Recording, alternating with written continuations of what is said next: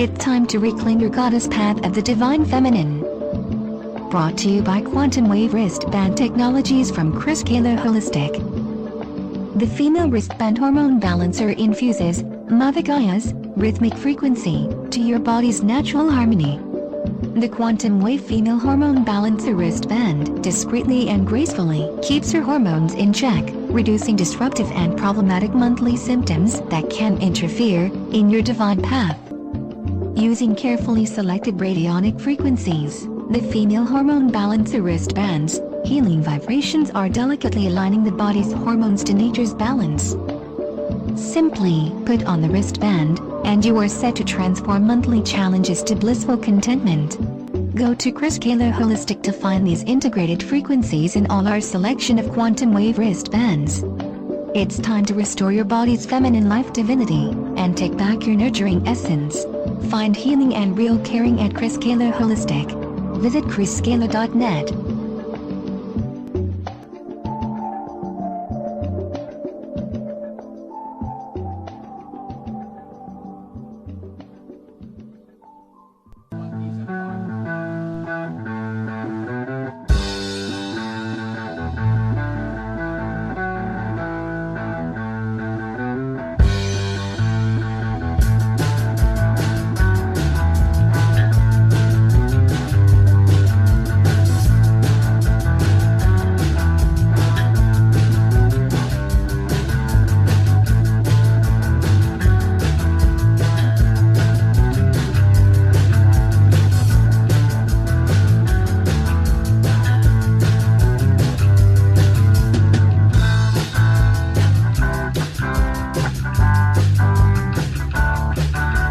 Mr. Chris Kehler.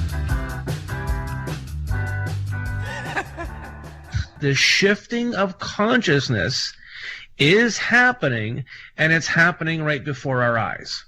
A lot of people don't really notice it, but boom, there it is. We're making decisions, conscious decisions, that we don't want bull hockey anymore. We want something different. We want change. The system ain't working.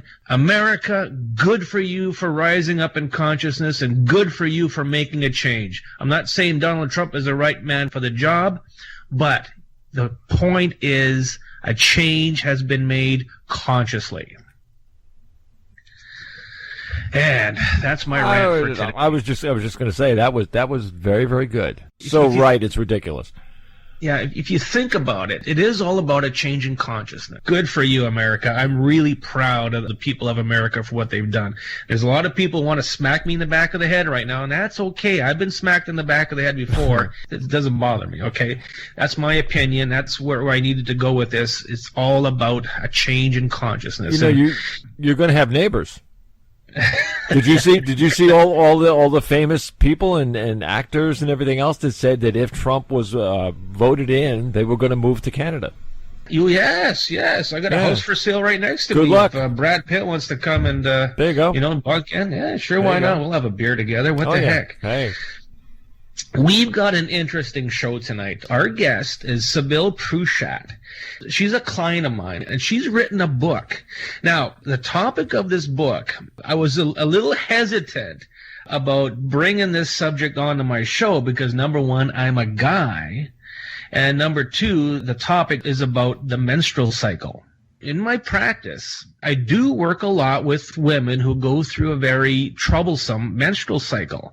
And it is something that is extremely big within every woman's life. Every woman on the planet, no matter what animal you are, has a menstrual cycle. It is very much a part of a person's clock, let's say. So let's bring onto the show Sibylle Preuschat. Hello, Sibylle. How are you today, my dear? I am very well, thank you, Chris. The book you've written, why don't we start off by explaining why you decided to go into this area and do some research on it and write the book? Okay, so first of all, let me say the book is called Uncramp, 7 Liberating Secrets Every Menstruating Woman Needs to Know. Why did I write it? I wrote it because I used to be very, very severely cramped. And I learned how to uncramp. And I discovered that very few women know anything about this, have any kind of education about it. And our society and our culture is full of lies, actually, that keep women in that place of ignorance. And, once you figure out how to uncramp, as I did, the menstrual cycle can actually become a source of huge empowerment, enrichment, and physical and emotional pleasure. And most women think that I am just kidding when I say that, or a lot of women I've met think I'm kidding, but I'm not. That's what I experienced. I don't bleed anymore, but during the last about 18, 19 years of my cycle, that's what I regularly experienced. And I would like to invite women who are interested in going that direction to learn more. So that's why I asked to be on your show. And it's all about education and about the reality of everything, because like anything, that the whole system itself, if you are experiencing issues in that area, you're going to go to the doctor. He's going to say, do this, do that, do this, do that. And oh, by the way, you should get a hysterectomy, and completely throw your body off balance and cause hormonal changes within yourself that you cannot handle anyways. How did you come to the realization that things can be changed with the whole monthly cycle? Well, I'm going to tell you about my life because, and this is important because quite a few people I've spoken with have thought that, she didn't have it so bad, or she just, had positive thoughts about her pain or whatever. That's not at all what happened for me. So let me tell you what my cycle was like starting from about age 13. I would have very heavy bleeding and blood clots. I would have very severe cramps, and I'm talking about agonizing pain. I would often throw up for hours at a time. I would have diarrhea for hours at a time. I would faint. I lost consciousness many times, including in places where it wasn't safe to do so. And I would be exhausted and debilitated for days after having one of these attacks where, I was like throwing up, having diarrhea, in intense pain, and fainting. Incapacitate you? Yes. How many women out there go through the same thing? And I could probably see hundreds and hundreds of hands going up. And again, it is something that is brought to my attention with my clients, and it is something that we work quite successfully in. Tell us more about your experience and how you came about to learn more about it. Well, so I went through this kind of agony and suffering from about age 13 to around age 28, if I remember properly. And, so that's a lot of years. That's 15 years where I could pretty well count on having a major interruption to my life every month. And at somewhere in there, around age 28, 29 or so, maybe it was my early 30s. I'm sorry, I can't recall the exact details right now. I came to the conclusion that this had to stop. I had to figure out a way to stop this. And I set myself a goal that from here on in, when I had my period, it would be life as normal. And I was going to figure out how to get there. I really didn't know how I was going to get there, but I was going to do it. So I was in bioenergetic psychotherapy at the time, and my bioenergetic psychotherapist, one of her main pieces of advice to me always was, breathe, keep breathing, do your deep breathing and all the rest of it. So that led me to realize that when I was having these horrific symptoms every month, that I would generally really inhibit my breath, and I would really, clamp down on myself. So I said, okay, that's my first step towards getting to life as normal while I'm bleeding. I'm going to start breathing. And that's what I did for 6 cycles. I went through all that horrible pain, all that suffering, and all the rest of it, and I just kept breathing no matter what. So I was very stubborn, obviously, because that's all I had at the time. There was no internet at that time, and there wasn't nearly the amount of information that we have nowadays about holistic healing and all the rest of it. So I just kept breathing, and that did start giving me some sense of objectivity and some sense of control in this situation that I was in. And after I did that for 6 cycles, I had a life-changing experience. I had basically vomited everything I'd eaten earlier in the day. My bowels were emptied out. I was in intense pain. I kept breathing.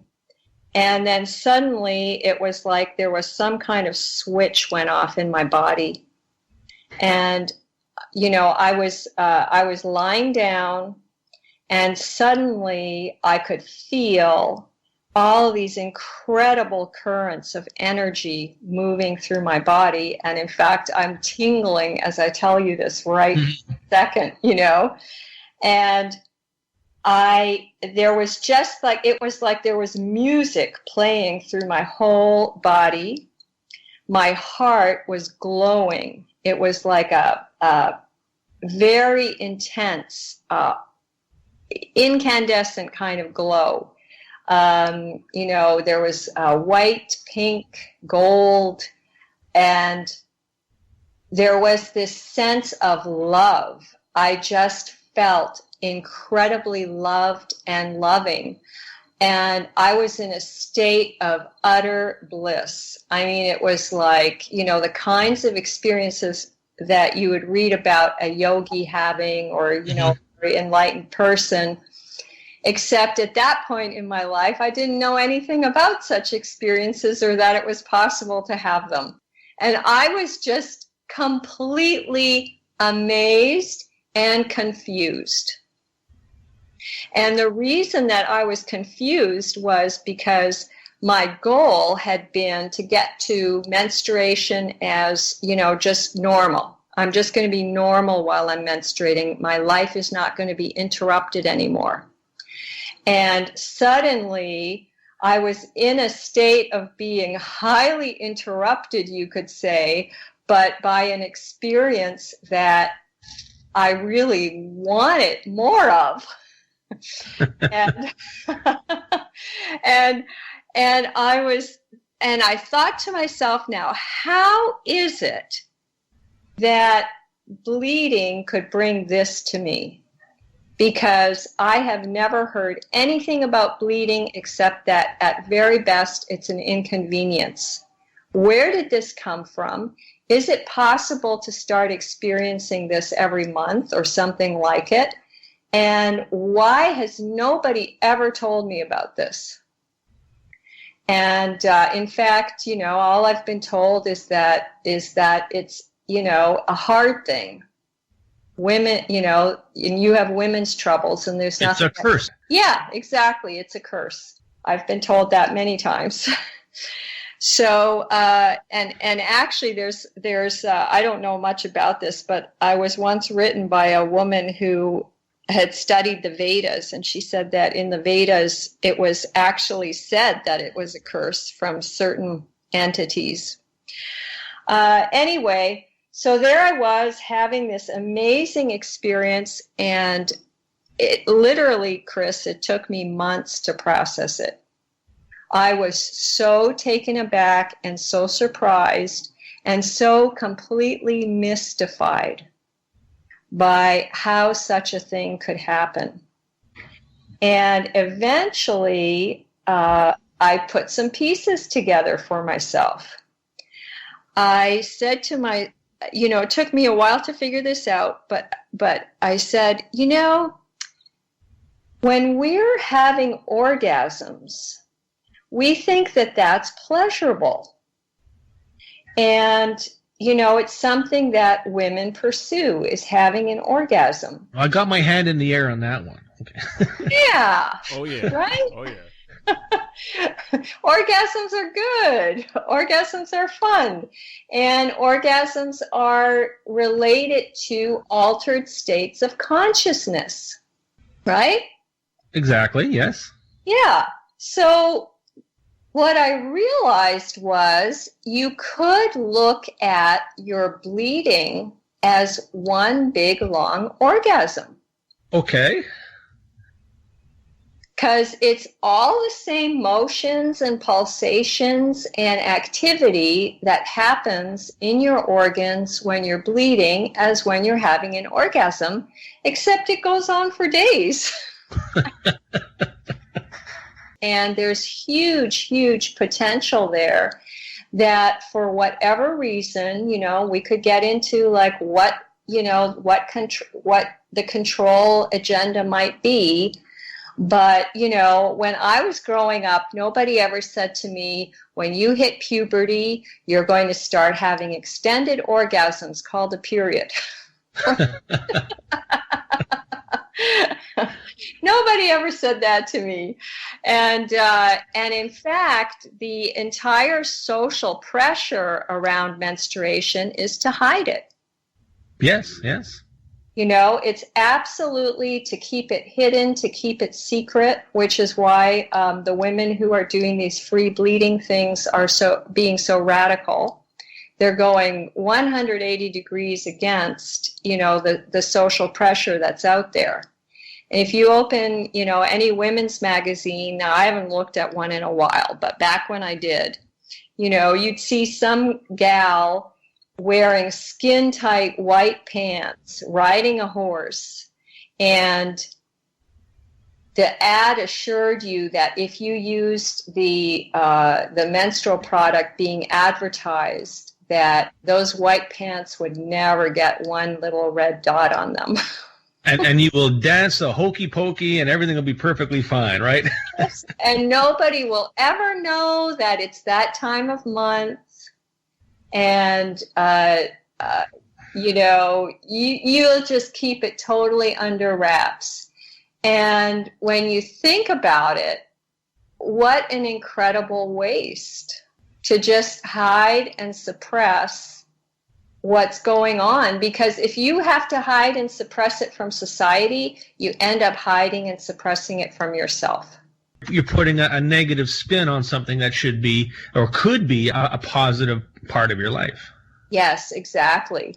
And, again, going back to the orgasm metaphor, if, you're having sex with yourself or someone else and you're having an orgasm, you let that experience flow through your whole being. And you don't try to hide it, because that's why you engaged in sexual activity in the first place. But when it comes to the menstrual pulsations and the menstrual pleasure and the menstrual flow, we're taught to totally bear down on that. And that's why my book is called Uncramp, because I believe that the cramps are caused by all of those external pressures bearing down on the menstrual cycle, and especially the bleeding phase where it can't express itself. The cramps are not something you just generate because your body's stupid. It's because your body's going like, I'm in jail. I want to get out. Now, what about women who are experiencing extremely a lot of clotting, a lot of bleeding, like not the normal? Is this basically going to help those types of people also? Well, I used to have extremely heavy periods myself. I'm not saying breathing is the answer to everything. So I'm just really thinking about your question. If there's some kind of something happening in the menstrual cycle that is not supporting the woman, that is sabotaging her in some way, then what the woman needs to do is identify why her reproductive organs are complaining. Because there's always some, at least in my experience, there's always some force or pressure or influence that's come to bear on the woman, and her organs are trying to draw her attention to it. In the book, I talk about this as the warning light on the dashboard of your car. You know, if you think of your body as your vehicle in life, as your car, the cycle is one of the first places where the warning lights go off. And so somebody who's experiencing any kind of symptom, whether it's PMS, whether it's heavy bleeding, whether it's intense pain like I had, whether it's endometriosis, that person is experiencing something that is causing their body's warning lights to go off. Now, that something can be from the outside or the inside. Usually it's both. Usually something has happened in the outside world that's being internalized.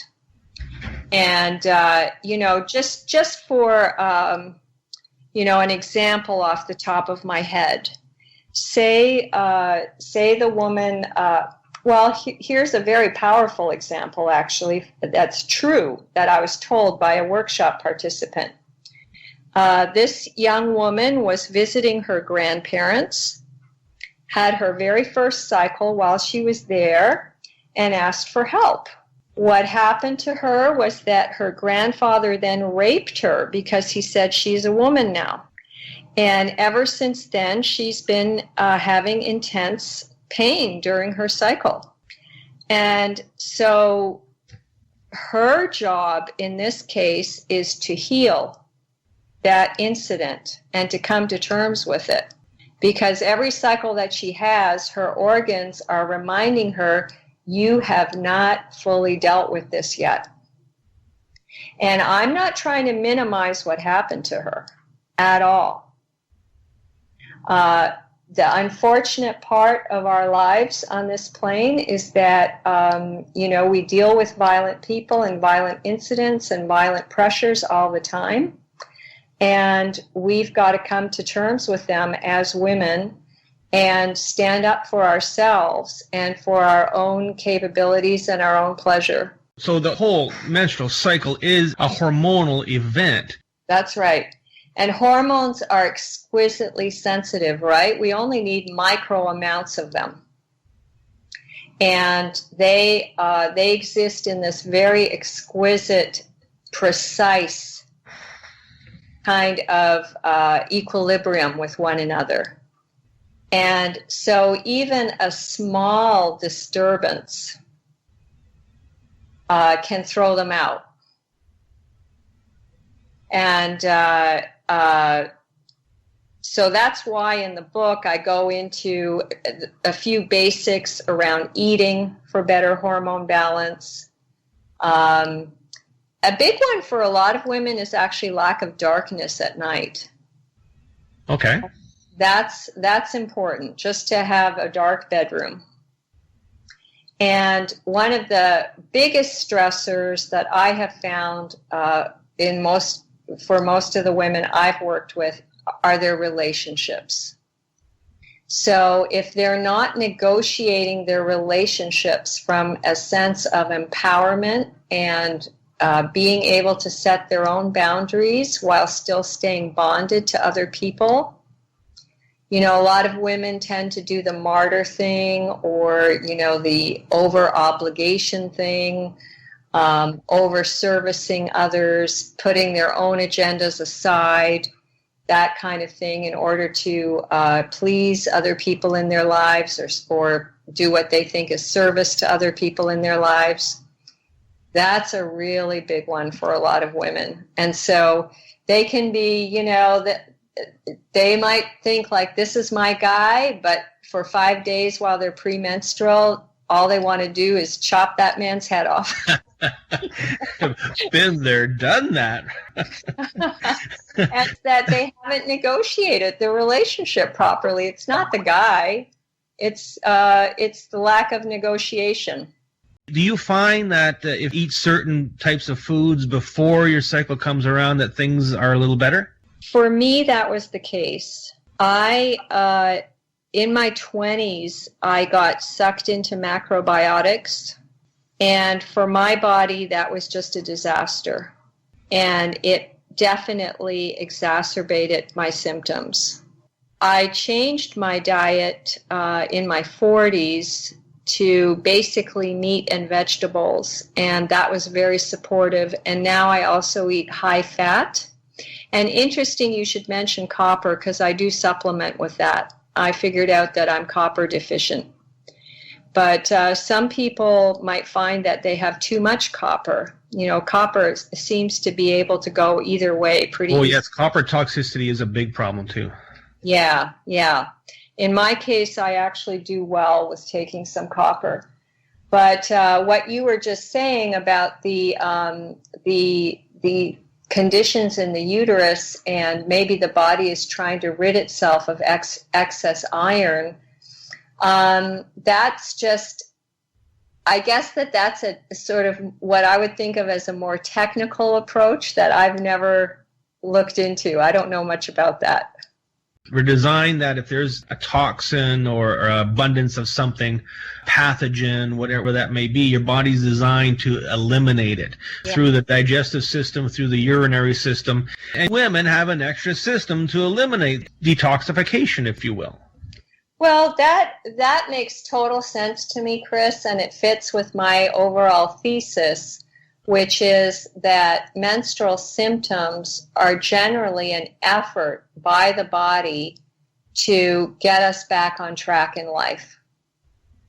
The body's communicating to us that something is off track, that we are cramped in some way, and that action needs to be taken to overcome that.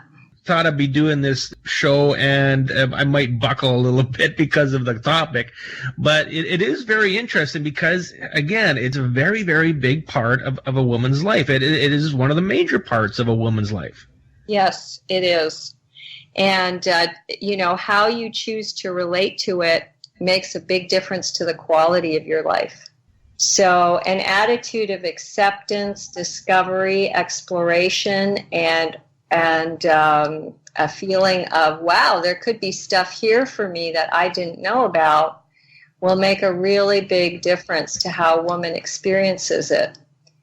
One thing that's really interesting to me about the menstrual cycle is that it is interwoven with time in such a big way, and with rhythm. A life rhythm, a creativity rhythm, perceptual rhythms, relationship rhythms. All of those things are interwoven with the cycle. And in fact, there have been studies done that show that in a long-term partnership between a man and a woman, the man will actually start to cycle somewhat with the woman. His body will show temperature rises and falls that match hers. So the cycle really is about our relationship to time in a very profound way. And so what I would say to a woman who's experiencing erratic cycles is, how are you relating to time overall? How do you make use of the tool of time? Which is how I view it. It's like another tool in our physical toolkit on this dimension. And, how are you making use of your time? How do you feel about time? Do you feel time controls you, or do you control time? what's your dance with this particular aspect of our physical reality? That's one of the first things that I would ask somebody who's experiencing erratic cycles. You get 5 women together who work in the same office or the same environment all the time. Do their cycles start to become each other's cycle? Do they carry that pattern along with them? Well, there have been many studies done that indicate that will happen over time when women are spending enough time together. And apparently that's mediated through pheromones. That's the latest theory I heard. Now, I personally,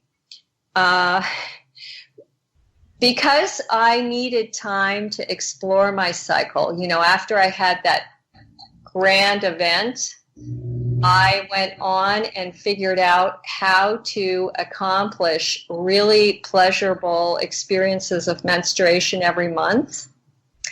And I found that working in a regular way was a big impediment because, again, the social idea or the social pressure was show up at work and just act like normal.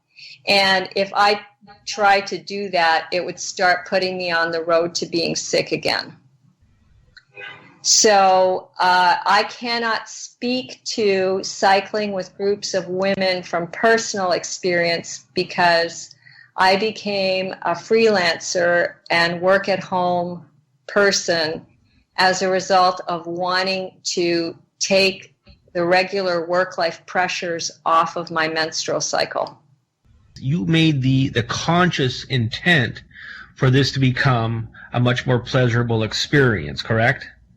Once I realized that was possible, when I started out, like I said, my only goal was I don't want my life interrupted by my bleeding anymore.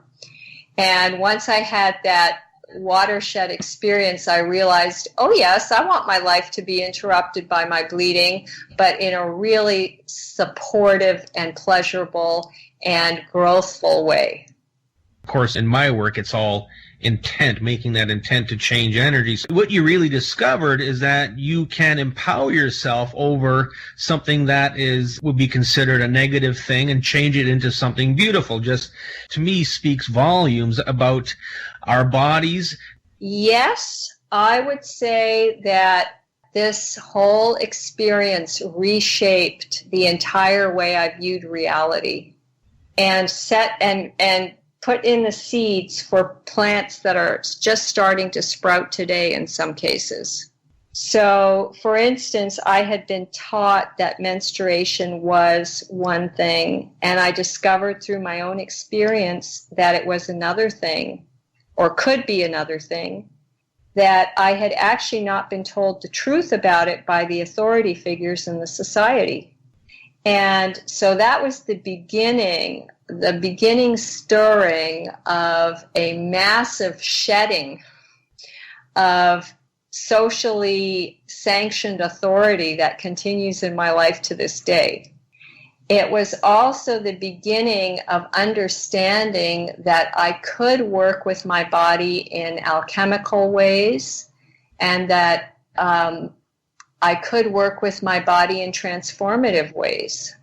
So yes, I agree with you on that, Chris, 100%. Yeah, if you get up every morning and say, oh, I've got my darn period again, it's going to be a crappy week. It's going to be a crappy week, right? Now, of course, you're not going to get up and go, hooray, I've got my thingy this week, and it's going to be wonderful. To put a positive spin on it. Now, of course, there's a lot of women out there right now going, are you kidding me? You're really saying that? I know, and that really influences the experience. I'd like to read to you a review that I just got this week from a woman named Veronica who just read my book.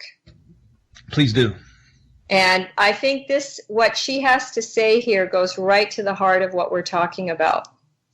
She says, this book is a true gem. It's packed, and I really mean packed, with the best, most honest and detailed advice on menstruation. It's also much more. It empowers women to honor and love their essence in such an intimate and beautiful way. The author goes deep and encourages women to get in touch with their bodies in many ways and on many different levels. Incidentally, I was on my period when I was reading this book, and thanks to it, I've had a transformative experience. My perspective shifted from, oh, it's that time of the month, to, my body carries so much mystery and wisdom, and I want to tap into it. I felt whole, peaceful, and divine as I accepted another part of my being, thanks to using some of the exercises. This book will give you tools that I haven't encountered anywhere else to enjoy your journey to healing, self-discovery, and self-love. After you read it, I guarantee you'll never look at your menstruation with the same eyes ever again. Interesting.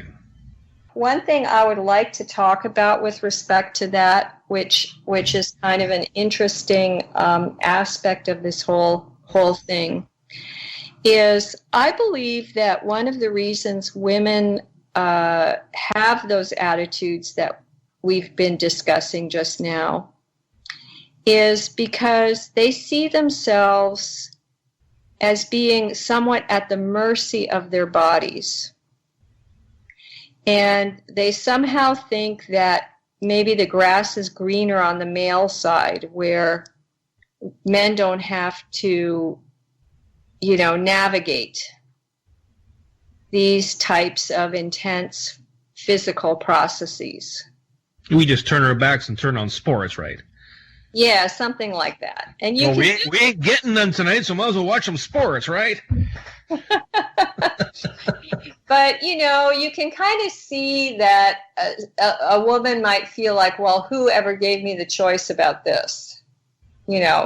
Here's this thing that happens every month, and it's messy, and it can be painful and difficult. And I didn't ask for it. I just, incarnated as a female. Right? And there's social prejudice against it, You were talking about Donald Trump earlier. There's a very funny picture you can find online because he made some derogatory comments about menstruation. So there's a woman out there who painted a portrait of him using her menstrual blood. Oh my goodness. Oh my goodness. And it's a great portrait. No doubt. So, there is that reality, and there's also the whole feminist idea that, women should be equal to men, and women should be able to do all the same things as men do. Now, I agree with equality, but I'm of the different but equal school. And, rather than the same and equal school. And I understand from my own experience that it can definitely, that you have to change your mindset sometimes and come to accept things as they are if you're really going to make headway with your menstrual symptoms. To actually accept that this is what your body does, that it has a menstrual cycle, that it has a menstrual period, and to accept that, hey, I can work with this in order to have a better experience rather than I have to get rid of this to have a better experience. Now, that's a very personal choice to most women, and nowadays there are drugs that will suppress the cycle altogether if a woman doesn't want to make that choice. And one of the things I say in my book is, if that's the way you want to go, I respect that. And, all I ask is that you respect me in return and leave me alone, which hasn't always been the case with some of the women I've spoken with. If that's the way you want to go, great. My work is for women who want to make their lives better by accepting that this is part of their feminine reality, and who want to tap into the full potential of their cycle rather than dismiss it or throw it aside. And of course, some people are going to say easier said than done, but your book is going to walk people through this. Yes, every one of the 7 liberating secrets comes accompanied by exercises. Well, exercises, I don't know if I want to call them that. Action steps. Action steps that you can take in order to shift your experience. Similar to the way that woman whose review I just read shifted her experience. And I should mention, Chris, I used to teach workshops on this. And roughly 85% of the women who attended my workshops had significant changes for the better in their experience of their menstrual cycle. And I mean actual physical changes for the better.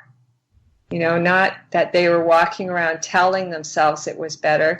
It actually was better. It manifested into something that it should be.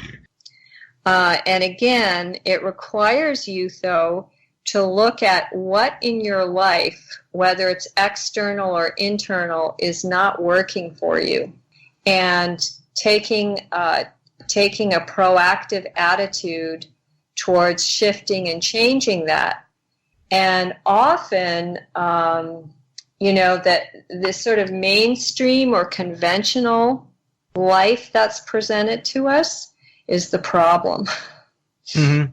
Pause to me is like a time when a woman starts really coming into her individuation, into her full identity as an individual, rather than as a mother, or not that I don't mean to put down mothering in any way. I think, to me, mothering is the most important job in the society. But what I mean is you step out of the roles that you had during your reproductive years and you step into something different. So maybe rather than calling it individuation, I should say it's a major transition in a woman's life to a new type of identity. I think it's not a new type, but the original identity as to the way things are supposed to be. Well, my take on this is that our bodies are made by God, however you understand that word, and God is good. So I don't think God is going to put something bad in my body. Well, he gave men the prostate. That causes us problems all the time. Yes, you're right. Everything has a function. Everything is supposed to be balanced. Do you recommend any kind of organic diets? Do you recommend avoiding any types of foods at all? The main thing I discuss in the book is that the foundation of good hormonal balance is blood sugar stabilization. And for blood sugar stabilization, the main thing that most people are deficient in are high-quality, raw, organic fats. And, people are eating too many carbohydrates, and that throws the blood sugar off. So when you say fats, you mean like coconut oils, hemp oils, and that type of thing, correct? In my case, I also eat a lot of raw butter. I personally eat raw meat, but that is, so I get the saturated fats from that. I don't recommend that people do that unless they've done their research. And obviously, I would only eat grass-fed animals. Also, raw egg yolks are a really great source of cholesterol and fats that build hormones. Good omega-3s, yes. Mm-hmm. So, and like I said, one of the main functions of the fats when you eat them with any meal is that your blood sugar doesn't swing as widely. And that is really, really important because blood sugar swings, in my view, the body sees those as emergencies. And so you probably know this, Chris, your brain will shut down from lack of blood sugar faster than from lack of oxygen. Yes.